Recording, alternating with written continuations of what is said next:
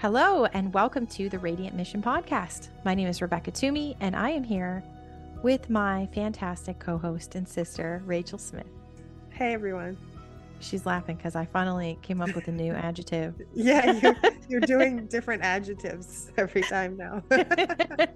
I'm working on it. We're on a mission to encourage you and inspire you as you're navigating through this wild life and with your relationship with Christ. And today is part 3 of V Talk. And we're going to talk about the 1986 Act, which is my favorite act of the government. And we are here with our special guest, Angela, who has been in healthcare for over 15 years. And she discovered the truth about what is being injected into our children and decided to speak up about it. So, Angela, thank you for being here again with us to keep digging into this very important topic. Yeah, for sure. Awesome. And you can find Angela on Instagram at faithful_free_mama, MOMMA. And she's got it all there for you guys. Definitely go to her page, look at all her highlights. She has made it very easy to digest this information. She's sharing it all, very fact-based and giving it all to you guys. So episode 1 on this topic, we talked about quite a lot of things, but mostly where to start, the exploratory phase of this. And we kind of snowballed from there into talking about ingredients in episode number 2. And today we're going to circle back to something that was mentioned in that first episode, and that is the 1986 Act. So lovely. It is also known as HR 5546 because, everything's got to have some way to organize it when it comes to things that are cited and given in the government. And it stands for the National Childhood v. Injury Act of 1986. So I want to provide full transparency. We are going to include a direct link to the U.S. government's website so that you can read this for yourself in the show notes. I'll link it there. Easy peasy. I want to encourage every single person listening to go read this document. It's not long, but it's extremely telling. I'm going to give you the cliff notes real fast. The U.S. government created this act to protect the manufacturers from injury liability. Meaning, the U.S. government created a special court to see any cases that were submitted to this court. Now, VAERS is the adverse event reporting system. That is separate from what this court is. Just because somebody reports an injury doesn't mean that they are suing for payment or repayment of damages. The court is a totally separate thing that a family would need to pursue if they made the decision to pursue an injury from a V. So just want to make that clear, the difference between this act and this court and VAERS. So they have a special court where they see these cases and their own staff. If you are familiar with arbitration and how that works, that's kind of the closest example that I can give. They have created a table dictating what is eligible for payment. So what type of injuries are eligible for compensation and the dollar amounts for that compensation. And this special court, runs every single part of this process, including deciding if a family is paid or not for their child's injury. That brings us to the most exciting part of all. Who is paying for this court? Who is paying when someone has an injury? And what was the number? I think it has been paid out $4.9 billion. Was that what the number was? Correct. Yep. We do. Taxpayer money. This comes from taxpayer dollars that are used to pay the families that are injured by Vs. The actual manufacturers that are making these products made out of fetuses and other body parts and neurotoxins, they're not responsible for any of that. They can put anything they want in there. And if you get injured from it, the US government will pay for it, meaning us. So understanding how all this works, this is what woke my husband up, as I mentioned in a previous episode, because he's a numbers guy and he's a facts guy. It's not about emotion. For him, it was, well, these are the facts and this is not good. So, Angela, what are your thoughts on this after all of your research into these?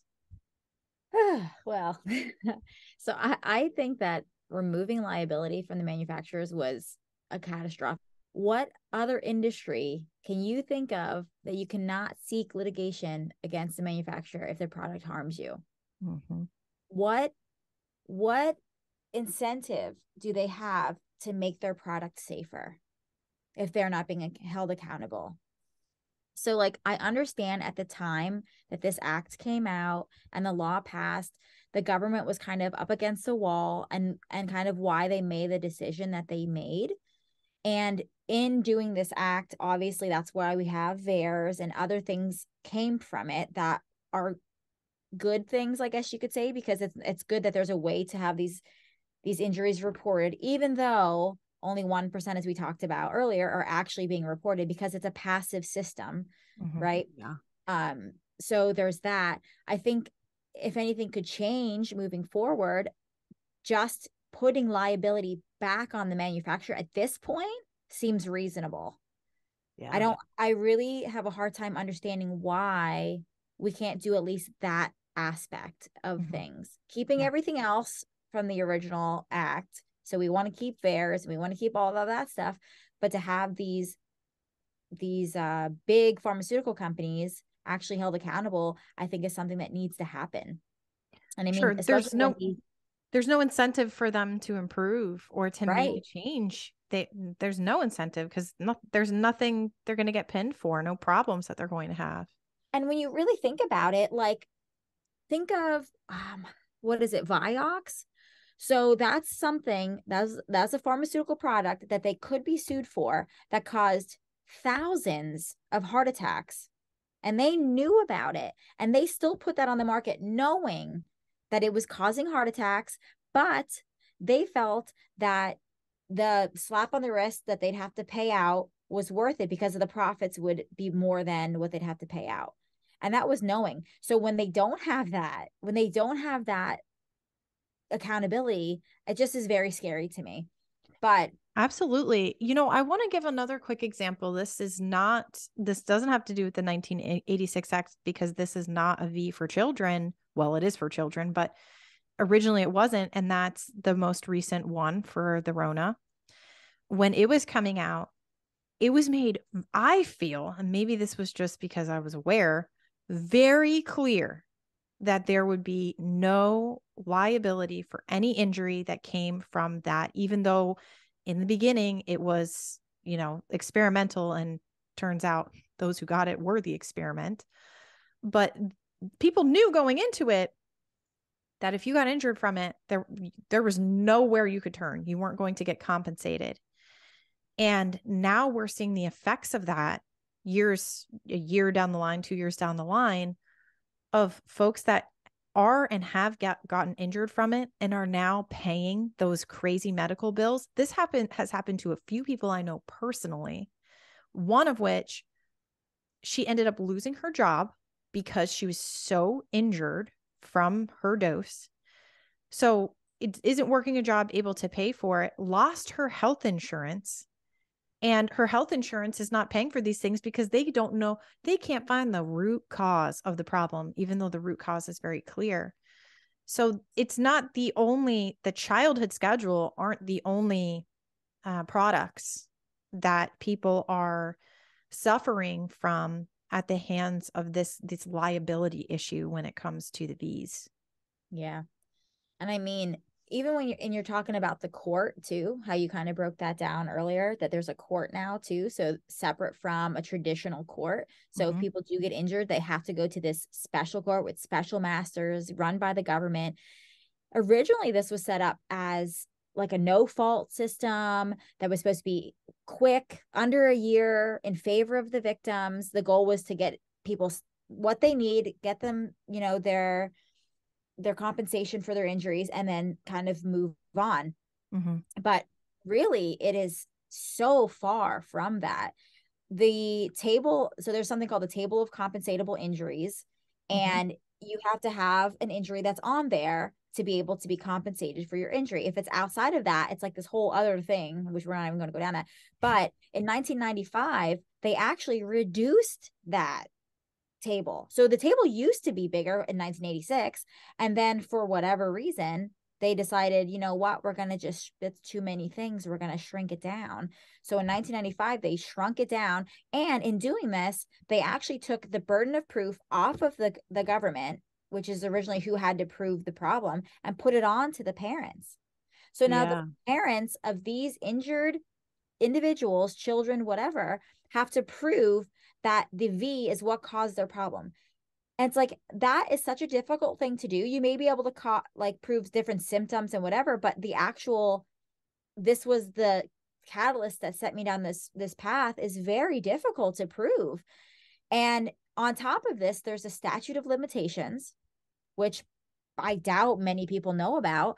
So when you have an injury, you have a window of 3 years that you can actually file a claim to have your case seen in this special court. And it's very tight. If you miss that, like I read a story of a woman who they filed 12 hours too late. 12 hours. Wow. And they denied her to have her case seen, which is crazy. So this is definitely not flexible like it was meant to be, in favor of the victim, any of that stuff. And go ahead. I was just going to say, and it's like the system is also kind of set up against the families and the injured individuals, because, like, just to bring up my own experience of, you know, how I mentioned how I was injured by the chickenpox, you know, you could look at that and say it's not a super serious injury, even though it has cost medical expenses, you know, later in my life, and pain and suffering. But I'm sure that's not on the list of, well, they covered. Do if you get rewarded compensation, there is an area that they give you for pain and suffering, but not like on the table pain and suffering. So I'm just thinking how 1% is reported to VAERS. And like you said, for those that didn't listen to last week's episode, according to a Harvard study, they studied to see how many folks actually reported injuries to which VAERS. Really, it has to be your doctor who reports it, correct? It could be anybody. An individual can report it, but it is legal. So if you falsely put a claim on, you can have, like, you have to do it legitimately. So sometimes there's people that say, like, oh, well, you can't really trust VAERS. No, you can. They verify these and they make sure, and it's illegal to put a false claim on there. Right. Yeah. So, like, you know, let's say I'm one of the 99% that didn't report. And it's like, what would have been the incentive for my mom to report? I mean, I had a reaction within months of receiving the V. And like you just said, the burden of proof would have been on us. And I can say from my own experience of talking to actual doctors and medical professionals, when I have explained what happened to me, I have been told before that it was a coincidence that I got shingles within weeks of having the chickenpox V. And when I push back on that, of how is that a coincidence for a 9-year-old to get a geriatric disease that could only come from having chickenpox in your system, and I didn't have it in my system before. It's like and I'm not going to say all doctors or medical professionals are like this, but it really just felt like the system is not set up to believe us. it's set up to make excuses and to get you to just move on and get over it. Well, No, you you're you absolutely got right. gaslit with HPV too, because you literally, she passed out after getting this Within minutes. and they said, or you're just afraid of needles. Yes. They told me that it was an aversion to needles of why my brain lost oxygen. And you know what's crazy too, when you think about it, like, say you're prescribed, I don't know, an antibiotic and you get hives after you take it. They're like, oh, it's the antibiotic. Take that up, put that on your allergy list. Don't ever take that again. But yet you pass out in the office after getting an injection and it's like, oh, there must have been a breeze in here. Something, I don't know, like, you know? Yeah. So I'm just, as you're talking about this with VAERS and how this was originally intended to be, a pretty simple process. And then it has adapted that the burden of proof is on the individual. There's a lot of situations where you're set up to fail on proving it, because like, I don't know how much more proof would be needed for just my specific example. But I mean, obviously this ship has sailed. It's fine. But I'm just saying, like, well, it's past 3 years. It's too late for you. Way too late. Yeah.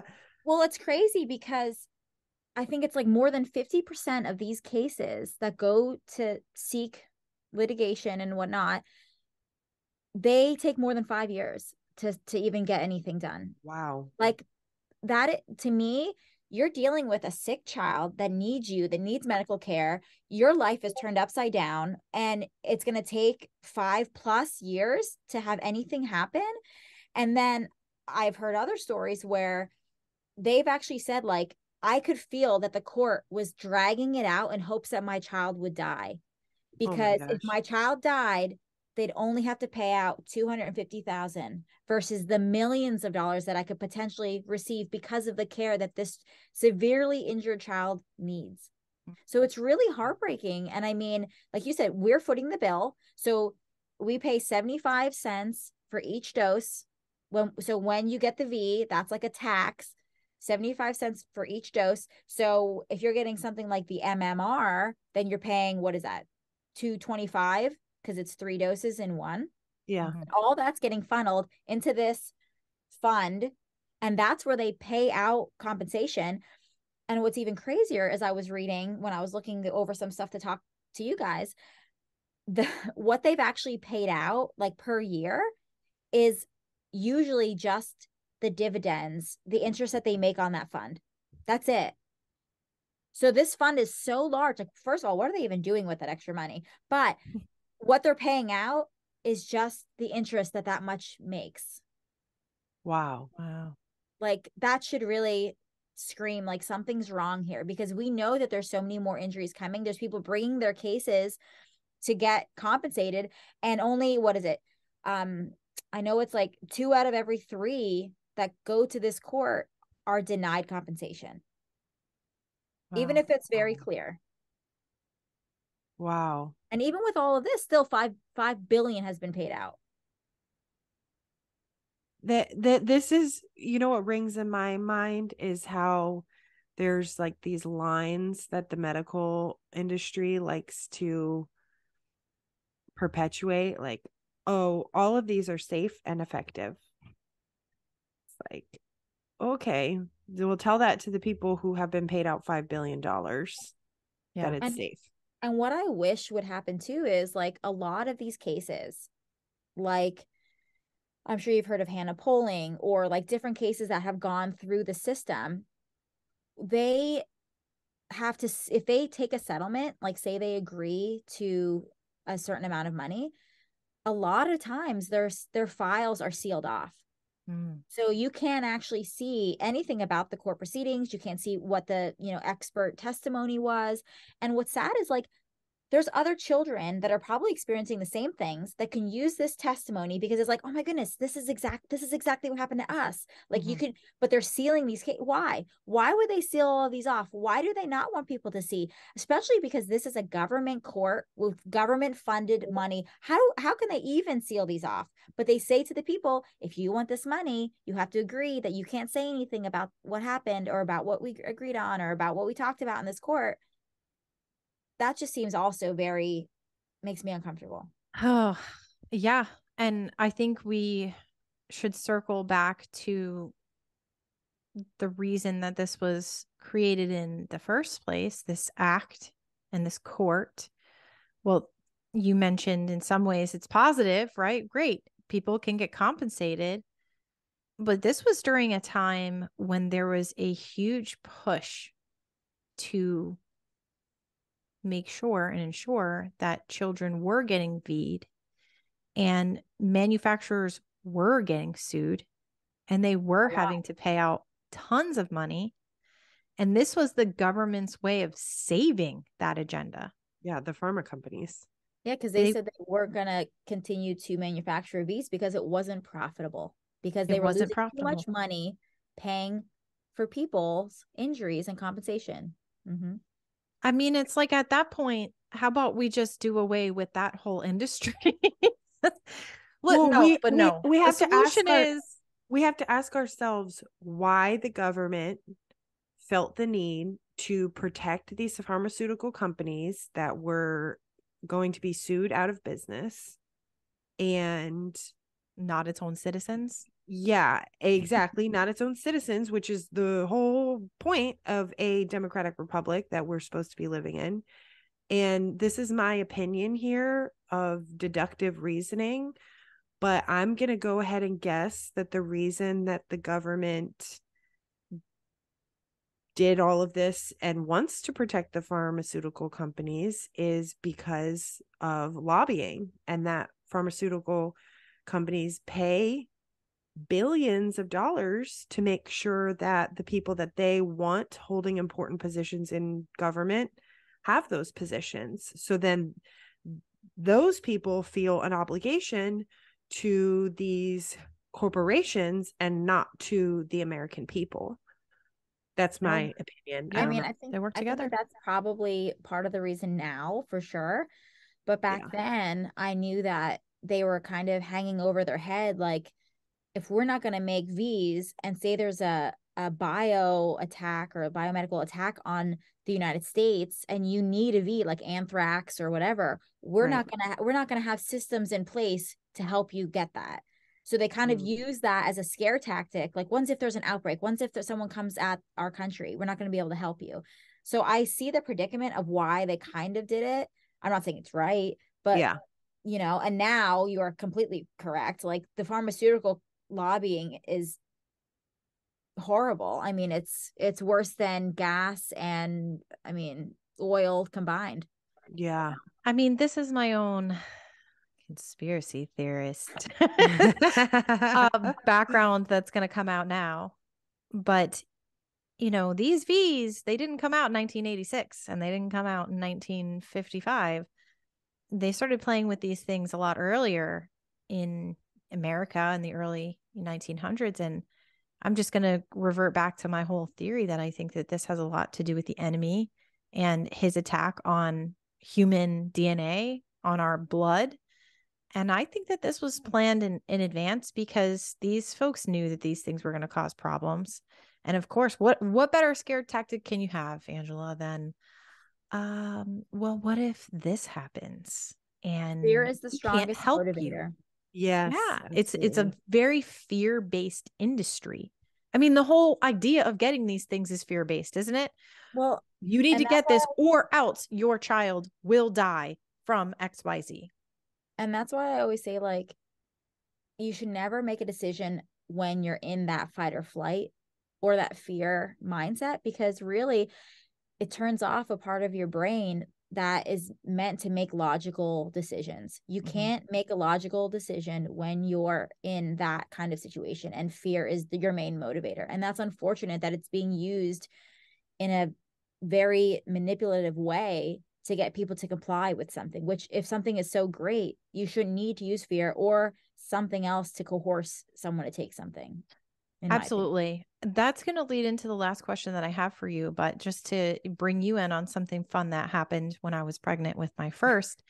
And I was telling I brought my, handy dandy birth plan to my appointment, and my OB looks at it and she goes, yeah, this looks pretty good, except you have on here not to administer vitamin K. You need to change this or else your child could die. And fortunately, I was really equipped and I was kind of a little smart with her. And I said, oh, interesting. How many children have died in your practice from not getting vitamin K? And she said,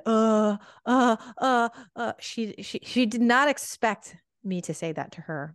And the answer was 0.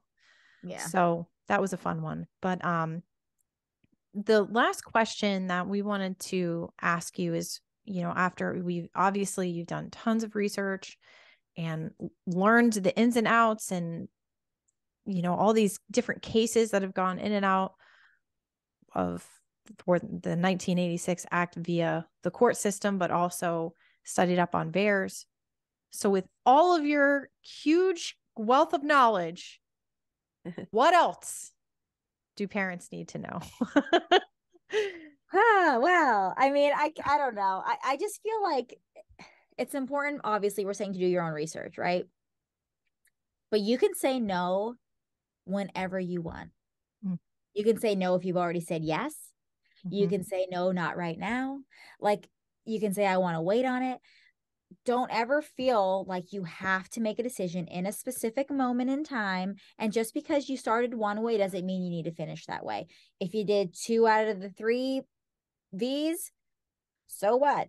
Like, the worst thing that can happen is nothing. If you I just feel like, I think a lot of people feel like, well, I already started, or I've already done it, or I have one kid that has them, and now I feel like if I don't do it with this one, I don't think that that's the way it should go. I think it should be, you have new information, which is going to allow you to make a decision that may be different than a decision that you made in the past.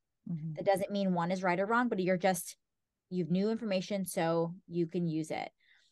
And then I think there's also a lot of fear around, well, I want my child to go to school, so they need these, right? That's not necessarily true. So some states make it a lot more difficult, yes, but there's usually exemptions available to you. So you can look up your state. You can see what's available. Do you have a religious exemption? Do you have a philosophical exemption? Do you have a medical exemption? Any of these you can seek, and your child can still be involved in everything else that fully VED kids are involved in.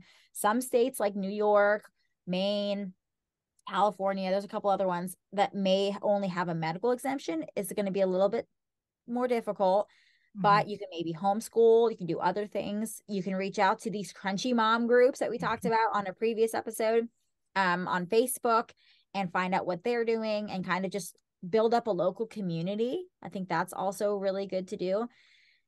And then another thing I always hear is, well, I got mine and I'm fine. That one bothers me a lot because I was born in 1985. I did not get nearly the amount that my child who was born in 2018 is supposed to get. So if you're a kid born in the 80s, like we probably were on here, you received about 24 V's by the time you're 18. Well, so you received about 24 V's by the time you were 18. Today's infants receive 24 by the time they're 6 months. Oh my gosh. Okay. Yeah. So 24 doses by the time they're 6 months. And that's not including the new one.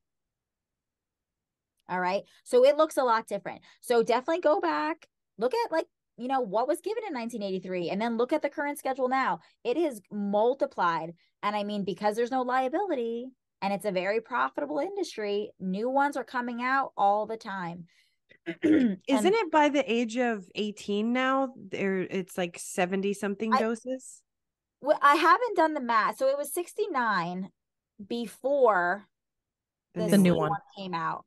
Yeah. So depending on you can either get one with the booster or one without. So it can be like 71 or 72. Some people are saying 74. I don't know where but it's a lot. Yeah. So regardless, it is not the same. It is not the same that we got when we were kids and what they're getting now. So I think that that's a really big misconception that's out there. And I think you need to look at each one of those and really determine if you're going to stick with the ones you got. Okay, whatever. But even so, you can space them out. There's different options, put it that way. Yeah. And then I think too, another big thing is like V's are often looked at as this miracle that has saved humanity and has given us all of these diseases are gone because of these V's, right? And granted, they may have played a small part in some of these illnesses, but really there's so many other players involved to why we have a decrease in illnesses. A lot of them are because we have access to sanitation, better food, nutrition, all of that stuff. They are way more important, a better quality of food than the injections. So I think looking at that aspect as well. I mean, don't even get me started on polio. Don't get me started on polio, Angela, because then we'll have to have another episode. I know. It's like, you really need to know the risk. What is the risk that your child's going to get the illness? So even when people say, well, we're where we are now because of we don't have measles because of the V, or we don't have polio because of the V. This may sound harsh, but I just feel like, okay, whatever you want to say, why we got to where we got to, it doesn't matter. We're making a decision today. What is your child's risk right now? Right. In the present day? I'm not worried about smallpox. If smallpox was, still on the schedule, would you get it? Probably not, because smallpox isn't around. And whether the V got us here or not, that's not really the issue. The issue is, what is your child's risk today? And what's the likelihood of them getting it? Like even with tetanus, that one, I feel like people are very nervous around tetanus. But when you look at how you acquire the illness, there was on average, there's about 10 deaths a year, and they're not even in children in the United States. So what's the reason? What's the reason for that one? Like when you look at numbers, sometimes they give you a global or worldly number, and those seem like a lot because they don't have access to everything that we have access to here in the United States. So look at the numbers for where you're at, look at the risk for where you're at. I think that's probably my big hitters. I'm trying to think if I remember. Absolutely. And just to give a little side note for when we say we can't even get into polio, there is a lot of history that is very false in what we're told when it comes to polio. So we don't have enough time to go through all those details, but just know that what you're being told about polio is likely propaganda. Is that the right word? Right. Yeah, probably. That's probably good. I mean, there's a book, Dissolving Illusions. I just got that book. That's like your best one for polio, probably. There you go. So that's like, does the history of smallpox, polio, all of that, what happened with the, when we started doing sanitation. But really, it's around knowing the details about the injections. So like, when you get natural immunity, more often than not, it's lifelong. And there's so many benefits. This is why I don't think God made mistakes right here. So measles, when you get measles as a child, you have so many other benefits later in life. One, you have lifelong immunity. You're giving it to your child if you're breastfeeding, the immunity during the risk period, right? And then also you have a lower risk of certain cancers. Yeah. You have there's so many things associated. Even chickenpox is the same way. There's certain things associated that as an adult, you have benefits from having these illnesses as a child. Even having 2 or 3 different illnesses changes your immunity as an adult and how well you battle infection and all of these different things. And the pertussis or whooping cough injection, you still can get it. Yep. You still can transmit it. You when you get it, it's a little less severe, but you're going to keep getting it. You can never get immunity from it. That's why there's a billion boosters, So these are just things to really look into and research and figure out before you jump the gun. Yeah, absolutely. And one of the ones that we didn't get a chance to really get into is one of the side effects that's listed on some package inserts, and that is SIDS, or sudden infant death syndrome. And this is something that people love to blame on co-sleeping, funny enough, or other, other things that happen. But we didn't, like I said, we didn't even get into this, and the instances of cases of SIDS that have happened within a certain number of hours of AV. And there is an indication there. So I'll just say that. I don't know if you want to say anything more on that. I mean, I forget the numbers off the top of my head, but it's something like between the 2 and the 6 month age range is the highest amount of SIDS cases. Mm-hmm. Again, anecdotal, but that's also when we give the most V's. Mm-hmm. Yeah. So, I mean, there's a lot of things to look at. There's an account that I'll throw at you guys. I think I've mentioned it on the podcast before, but his name is Nick Catone, and he was an MMA fighter and has his own gym and everything like that. And he lost his son directly after a round of V's. He basically, came home, was lethargic, was never the same, and then passed away. And that account on Instagram at Nick Catone, he shares some of that story, but it's only follow if you're ready for your heart to be broken, because he posts every single day a post to his son. I miss you so much, Nicholas, fly high. And it's heartbreaking.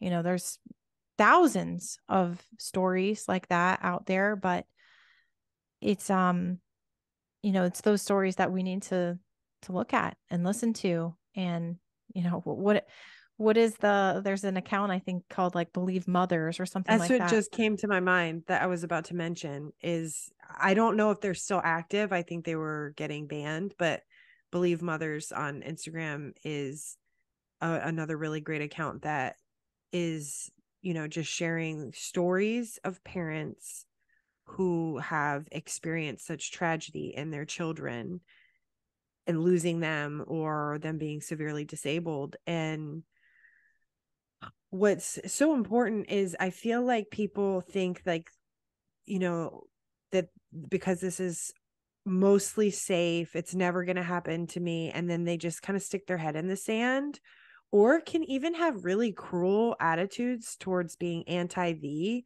when, like, look at these parent stories, look at and listen to what they went through, because they deserve to be heard and they deserve all of our empathy, because there's really nothing worse than losing a child. And people who are brave enough to share about the how it happened, it deserves our attention. Absolutely. Well, anything else that, oh, sorry, go ahead. Was there anything else? No, I was just saying it is really sad. And I mean, one of the things that, like, I'll use the VAERS system sometimes to just look up things, like reactions to certain ones, how many there are. I have a couple posts on this, but if you ever want to do your own VAERS search, anybody can do it. And you can read these stories. Like, it's heavy and it's something that you definitely need to be prepared for. But if you really want to see that, what's happening, you can read them yourself. And these are just accounts of stuff like that. Okay.